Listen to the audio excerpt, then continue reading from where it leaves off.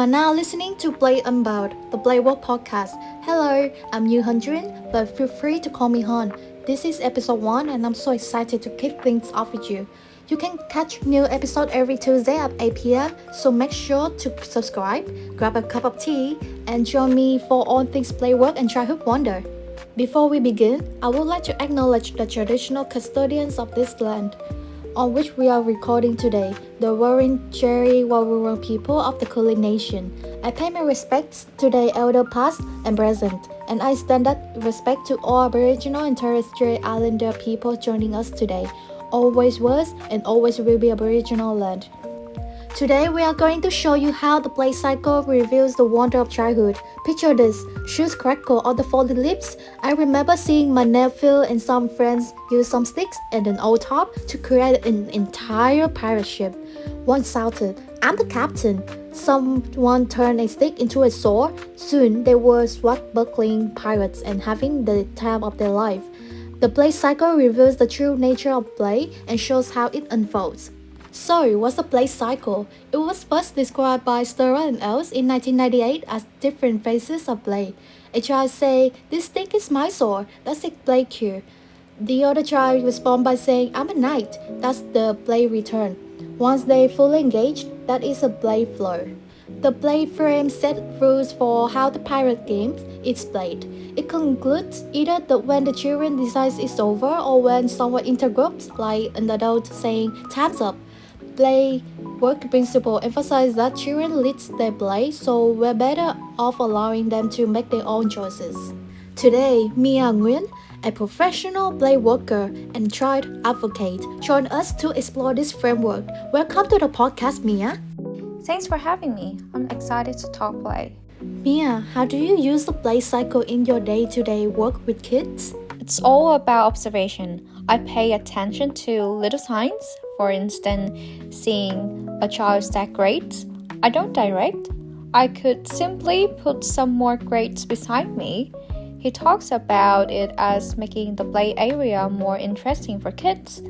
It is more support that keeps them going at a steady pace. You're good at this, like a playwork ninja. Is there a case where the play cycle played a key role in your experience?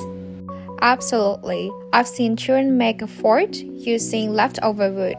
They were in need of a roof but didn't know how to get one, so I put a sheet of cardboard next to him without saying anything. They got their playhouse and built it, then decided to stay in it. By saying use this, I would have taken over its meaning.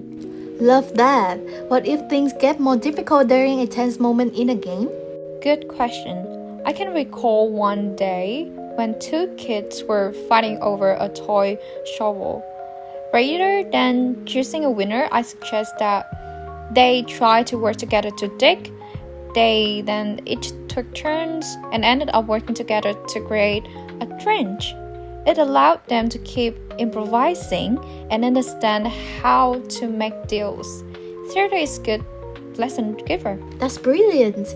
Any advice for parents or teachers who are listening? Watch before you act. Spot the cues and returns. Swat Lester believed that play is what makes children human and helps them form who they are. Offer materials, sticks, fabric, boxes, not instructions. Let them lead.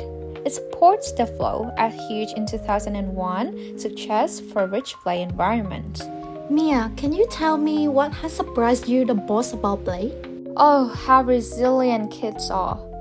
The girl I was watching fixed a broken bike wheel by turning it to a spinning hoop game after falling off the bike.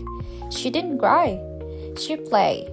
From the play cycle, I realized that children want freedom, not perfection. Incredible. Thanks, Mia, for these insights. Let's wrap up. The play cycle isn't just a theory, but it's a key process.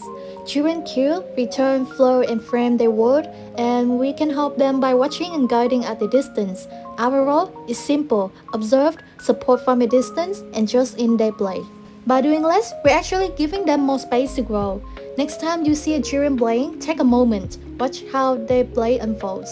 you're witnessing something truly powerful.